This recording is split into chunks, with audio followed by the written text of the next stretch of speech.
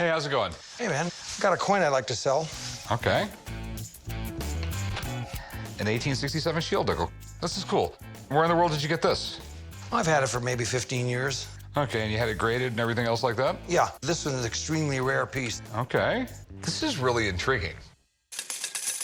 I came to the pawn shop today to sell a very rare 1867 proof shield nickel. It's the finest one ever graded and has huge eye appeal. I want to sell this coin because I can use the money and invest it in other things. I mean, this is really neat. This was just a practical choice. I mean, half dimes were expensive. They were made out of silver. This was a nickel alloy that would last a long time. It wouldn't wear out and everything else like that. It's a very cool nickel. There's only 25 made. That's pretty amazing. What makes this nickel so special is that it's a proof coin. That means there was a polished blank coin that was put into the minting machine. They made sure it was a perfect coin. Proof coins from the 1800s are a rare, rare thing. It could be worth some serious money. Basically what they did is the U.S. Mint would make a proof copy, because all these coins had to get approved. They would make the proofs, they would show them around to congressmen, and they would say yes or no. This proof coin was actual production, and they stopped the production of this coin because the coin had stars and bars on it. And the reason they stopped that is because the North didn't like the fact that stars and bars signify the Confederacy. So they only made this for 1 month, then they stopped making it. Okay. So how much were you looking to get out of it? 90,000. Okay, let me... You know, I know it's worth a lot of money. I don't know what they're going for at the moment, so you mind if I have someone take a look at it? Yeah, Let me call a buddy of mine. I'll tell him about it. He'll help us figure out a price. I'll be right back. thanks. I think that having an expert is very good to call in and authenticate. I have nothing to hide. I hope he looks at it because he's going to say the same thing I've said. There it is. That's what I called you about. Yeah, it's a fantastic coin. Wow, I love the toning on it, you know? perfect. Well, this is one of the great rarities in the American series. It's kind of on everyone's checklist who wants something like the 100 greatest United States coins. It's a historical coin, struck right after the Civil War had ended, right when they're trying to drive that fractional currency, that paper money out of the market. It's a very handsome coin. The 1867 shield nickels with rays is really the king of the whole series. It's like the big fish in a little pond. It's the shield nickel that everyone who collects shield nickels wants to own. I've had it in the family for a long time. It's a great one. With the wreaths and the garlands and the whole thing's quite nice. Yeah, and it has a very interesting story. As these things are struck, it forces the metal from the planchet into the crevices. If you have a lot of crevices, it really stresses the dies. So this is a very busy design, and it created a lot of problems. But because it has rays, it makes it significantly rarer than similar ones from 1867 without rays. And nobody knows how many of these things were struck. Okay. And when they graded it, they gave it a star, which means it's got really good eye appeal, right? It means exceptional eye appeal. So what do you think it's worth? These have brought in a range of prices from about 63,000 to, there was one outlier that brought 80,000. We have our opinion of values, and it's slightly different than yours, but Okay. Thanks, man. All Appreciate right, it. no problem. Thanks. appreciate it. You've All got right. good knowledge. Thanks. Thank you. A coin like this is always in demand. It's somewhat of a narrow market because it's a specialist market. So a coin like this usually finds a home. And I think if Rick can get it for the right price, it's a good buy. So what's your best price on it? I told you 90,000. Yeah, I mean, I'm looking at like 50 grand. I couldn't take that. I mean, that'd be throwing $20,000 away in a heartbeat. Like Dave said, it's a $63,000 coin. This is probably the nicest one around. Recently sold for 63 at auction. So I'm assuming it's going to sell for here soon. So Bottom line, 80,000. that's not going to happen. Sorry, we're not going to be able to make a deal. Well, have a nice day, man. Thank you, I appreciate it. No problem. They offered me $50,000 for the coin. You'd have to be totally on the desert with no water in order to take that offer. You could have had it for 80, and it's going to go for 120 or 125 in the next few months, probably. Hey, How can I help you? I have this 1911 first edition book of Peter Pan. Pretty damn neat. Is this thing illustrated? Yes, the artwork's amazing. The Mermaid's Lagoon. Yeah, you like that one? Literally, I was like 10 years old when I read this. Yep. So, and that was like 200 years ago. I might have read a first edition. I have a 1911 first edition novel of Peter Pan. I have a collectible and bookstore. This book walked in one day, and I had to have it. First thing that caught my attention was the amazing detail they put in the book. Peter Pan, it's a pretty amazing story. Do you know how the original story came about? What I know is they did a play about it, got brought to the U.S., and I believe this is one of the first books that J.M. Barrie ever put out. So what happened was, Barrie, the author, his brother died when his brother was 14 years old. Okay. So his entire life, he thought of his brother as a child that never grew up. Right. And that eventually turned into the play and the book. Did you read the book?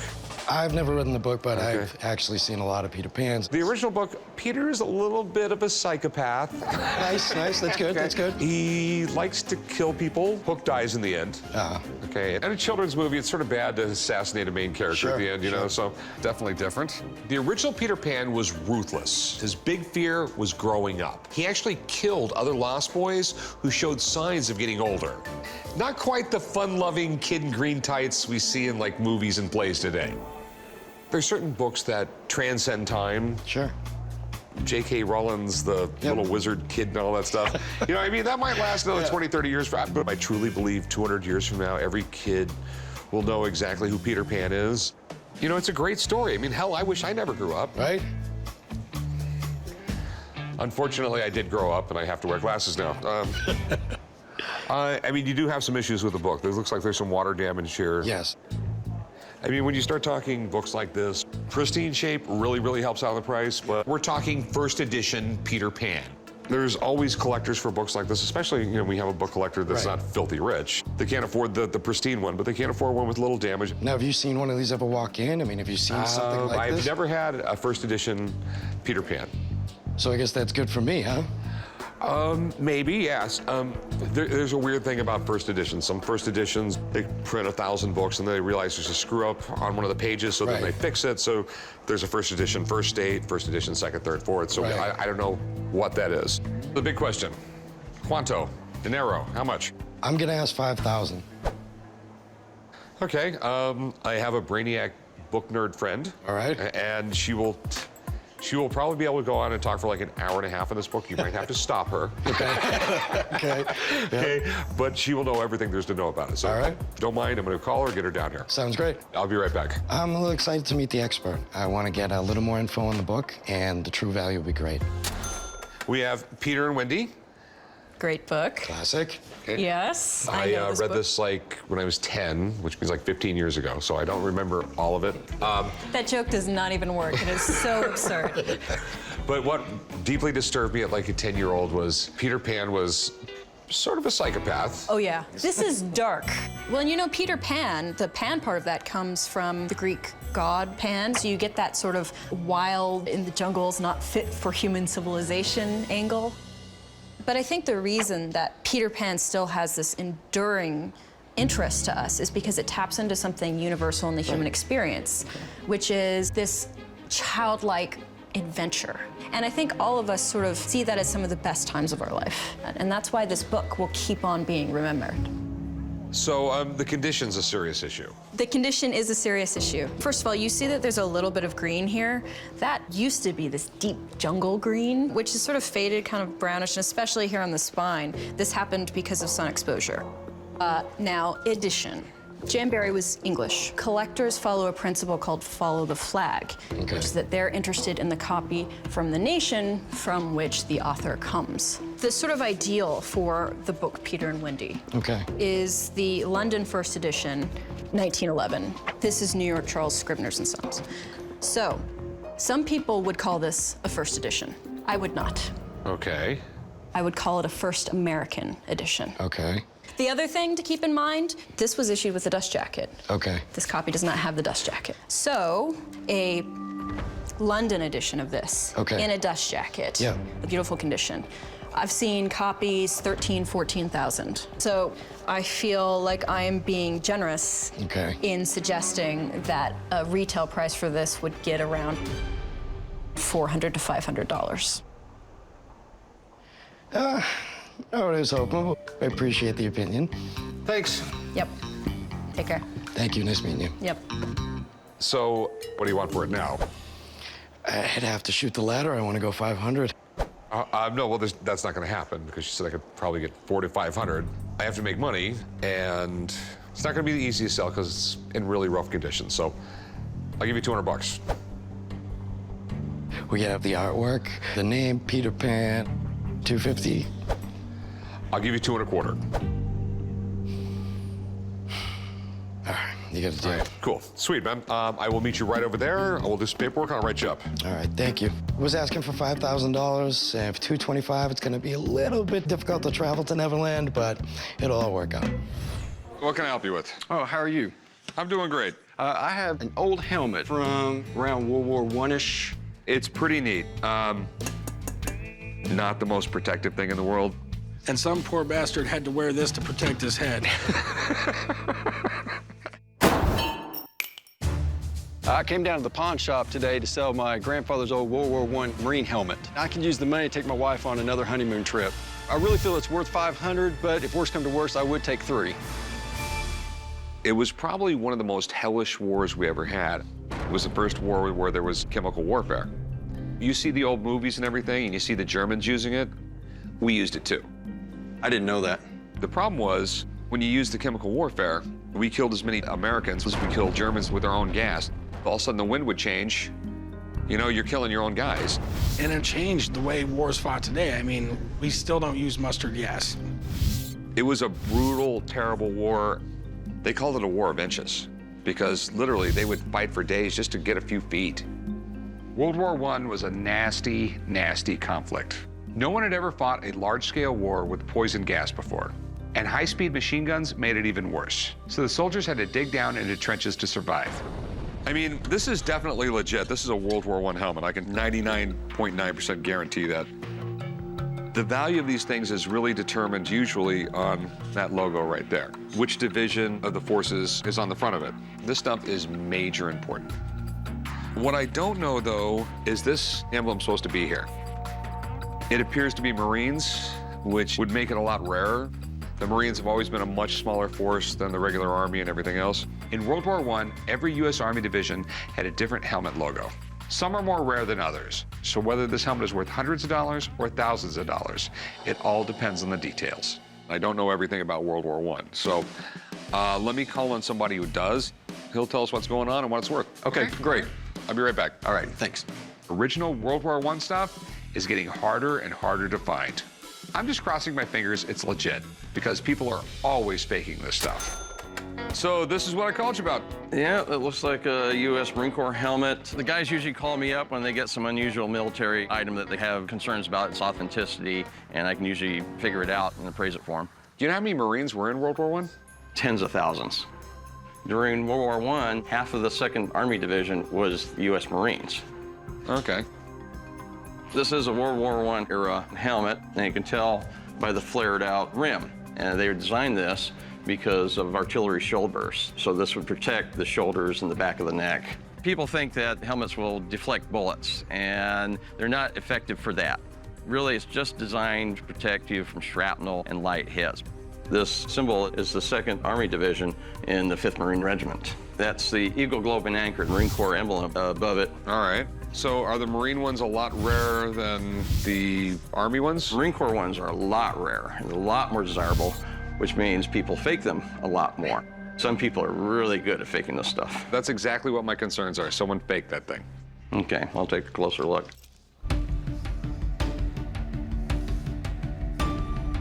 If this helmet is legit and has the right markings, it could be worth well over $2 grand. And a good fake is worth right around 20 bucks as a movie prop. Okay, well, I got some news for you guys. I think it's definitely real.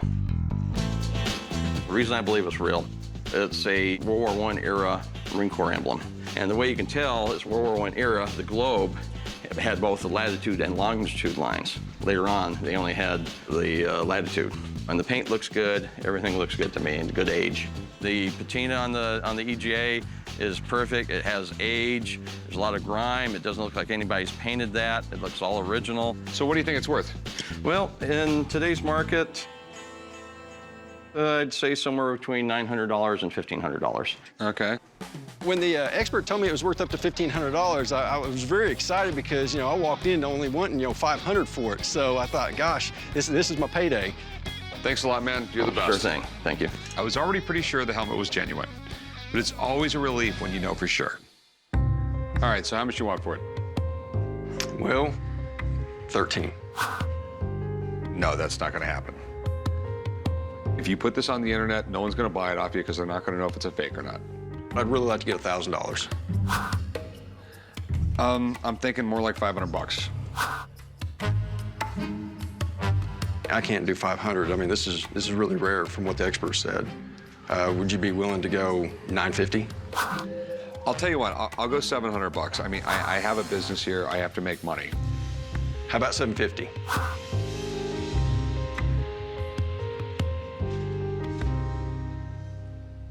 All right, 750. All right, thank you. All right, you wanna write them up? Let's go do some paperwork, my man. I walked in, I only wanted $500. I walked out with $750, and I'll tell you, this is a great day. Hey, how can I help you? I have a unused Beatles ticket from Shea Stadium, 1966. Did you ever listen to the Beatles? They were a little past my time. Well, they weren't past your time. I mean, they were out in 1961, 62, and you were like 21, 22. Yeah, you were even old when you were 22, weren't you? Yep. I came down to the pawn shop today to try to sell my unused Beatles concert ticket. I was hoping to get $1,000. My wife's birthday's coming up, and she really wants to go to Paris. Okay, where did you get this? I got it at a sports show. Do you know much about the ticket? Well, I just know that Shea Stadium held 55,000 people, and it wasn't a sellout. 11,000 tickets weren't sold. It's a neat ticket, too, because it's got the Beatles on the ticket. Basically, they were the epitome of modern rock and roll. I mean, they changed the scope of music. They really did. The Beatles didn't come to America, they invaded it. After their first US tour in 1964, they basically owned the American music charts until they broke up in 1970. They are still the #1 selling band in history. This was one of the last times the Beatles performed live. It was the height of Beatlemania. I mean, this is definitely legit, but do you know where these were originally sold? The tickets? Well, no, I mean this whole plaque here. I'm really not sure. These were originally sold on a television shopping channel back in the 80s. The promoter had 2,400 tickets put in this little plaque. They came in this exact frame. It's not a real rare Beatles item. People love the Beatles. You can sell this tomorrow. Yeah, everyone loves the Beatles. There might be a lot of these tickets out there, but they are from the Beatles. So a collector of rock memorabilia would love to have it. How much did you want for it? I'd love to get 700. That's not gonna happen. The thing is, it's not that rare. I'll go 175 bucks. Oh, you're killing me. I'm not killing you, I'm just stating the facts. I was hoping to take my wife to Paris for her birthday. This thing will sell tomorrow, and you know it. It's one of the more inexpensive Beatles things. Okay, so $200, that's your bottom line, right? No, I'm 175. Oh. All right, 175. How about 180? Make me feel good. All right, what the hell, 180. All right, thanks, man. All right, I'll meet you right up front, we'll write it up. And we settled on 180, and I was a little disappointed with the deal. Maybe my wife is gonna have to travel alone. Hello, how you doing? Good, how are you? I'm good. What can I do for you? I have a coin here. What is this? I'm not so sure.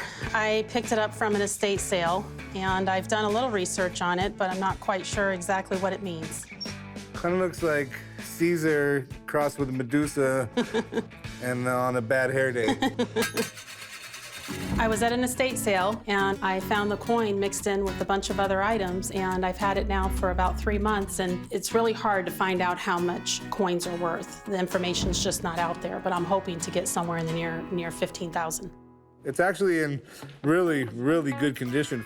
Hey, Rick, check it out. Don't you wish you could have a hair day like that? This is interesting. Do you know anything about it? Just a little bit of a story about the guy. He was a king, and he conquered a bunch of land, I'm probably pronouncing this all wrong. King Mithridates or something like that, I forget. He was the king of Pontus, where Turkey is today. You know, he had control of cities where there was a lot of Roman citizens. I mean, one day he basically killed 80,000 Romans within his cities because he was afraid they were going to rebel against him. He married his sister. That's I don't know if strange. they have kids or not. You know, it would be a little awkward, I guess, Yeah. especially at school. King Mithridates was such a bad guy. He was a tyrant, but he was also a really great general. And the Roman Empire could not expand until they got rid of this guy. He was definitely no joke. But the real joke would be is if I wasn't here and Chum had to figure out this coin all by himself. What were you looking to get out of it? Maybe 15? 1,500? No. 15,000? Yes. This is the problem with old coins like this. They're counterfeited all the time, but then again, there's also the possibility it's real. I need someone to look at it. If you don't mind hanging out for a little bit, let me get Okay. someone down here who knows all about this. Give me 5 minutes, okay? Thank you. So you want to buy a coin while you're waiting? Not really, I came to sell one. Rick's gonna call an expert in, but at the same time, he thinks it might be fake, and that concerns me, because I was really hoping that it was going to be real. How's it going, man? Good. I could be wrong, but I'm pretty sure this is the guy who married his sister, ate poison, and was more or less killed by the Romans. I'm guessing Mithridates. Yes, however you pronounce it. Well, on here it says King Mithridates Eupatros, which is descended of a noble father. Okay. He was descended on his mother's side from Greek kings like Alexander, and on his father's side from Persian kings. So he literally, on one side, he has the Greek heritage covered. On the other side, he has his Persian heritage. And you notice how he looks a little bit like Alexander the Great on here with that wild flowing hair.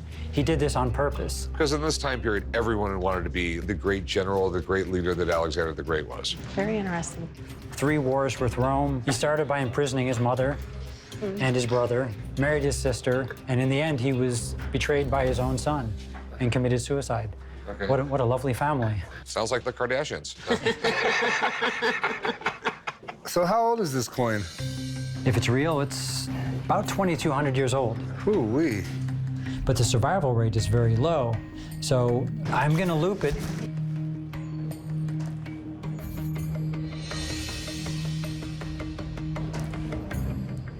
Yeah, this is the real deal. How much is something like that valued at?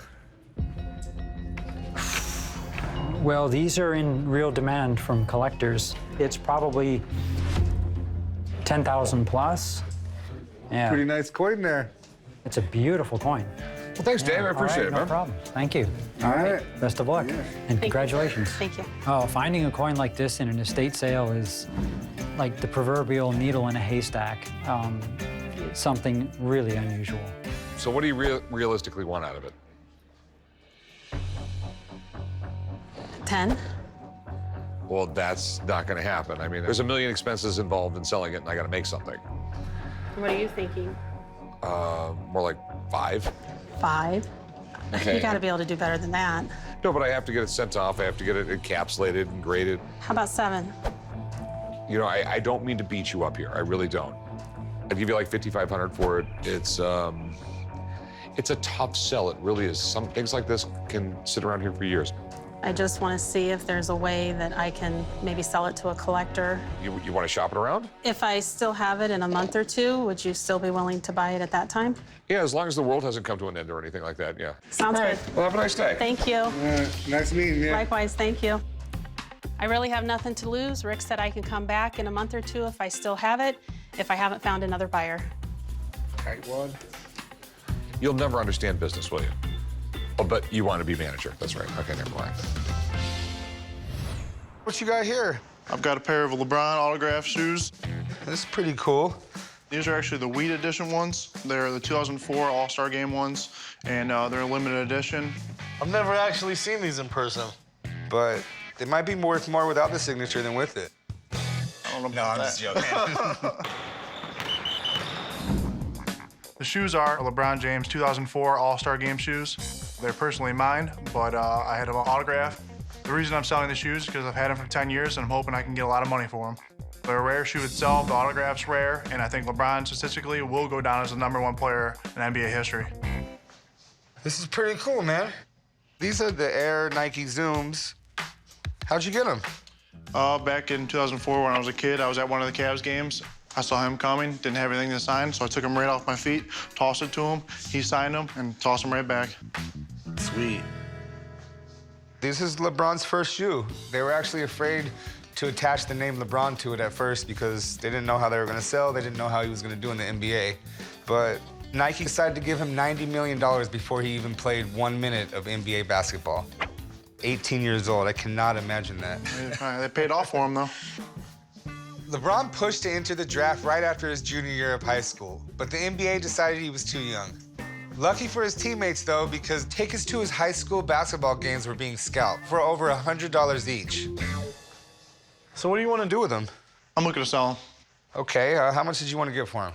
I'm looking for about $1,000. $1,000, okay. I mean, the condition of the shoe looks pretty good. It looks like the autograph is upside down. I don't know how that's gonna affect the value.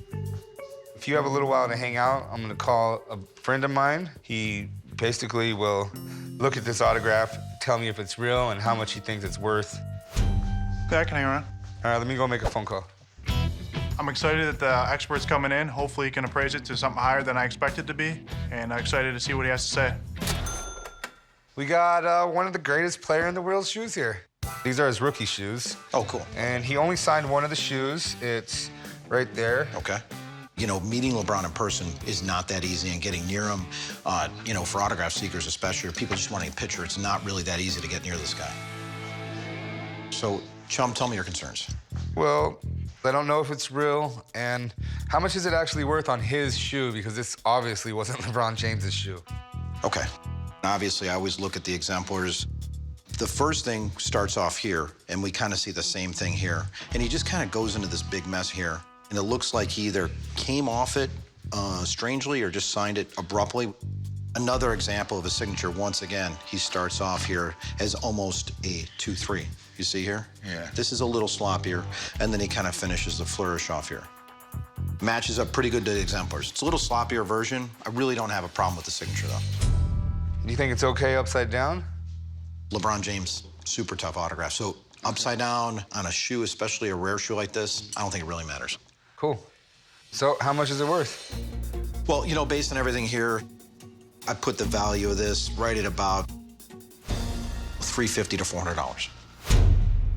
All right, well, thank you. Good seeing you, bro. Yeah. Take care. You too. Yep.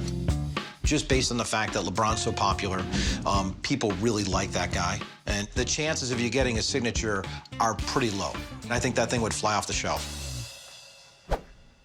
So, we're looking at about $200.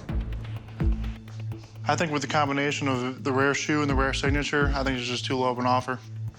You know, unfortunately, the rare shoe and the signature aren't gonna sell to the same customer. I could go up to maybe $250. That's not enough. What's your bottom number? I'd say about $600. It's not gonna happen. All right. Thanks for bringing them down, though, man. They're really cool. LeBron James is a great player, and it's not often you get to see these shoes. Thank you. Yeah. The offer of $200 is definitely disappointing to me. I want to take this shoe back to Cleveland and just hold on to it for a couple more years until LeBron wins the championship in Cleveland, brings it home, and then I'll see what it's worth then. Hey, how's it going? Pretty good. How can I help you? So this is an ivory carving from Japan. They're skeletons playing poker, wearing kimonos. Not the first pair of guys to lose their souls playing poker. I'm almost there myself. Oh, no. I have an antique ivory statue of two skeletons playing poker that I'm hoping to sell today.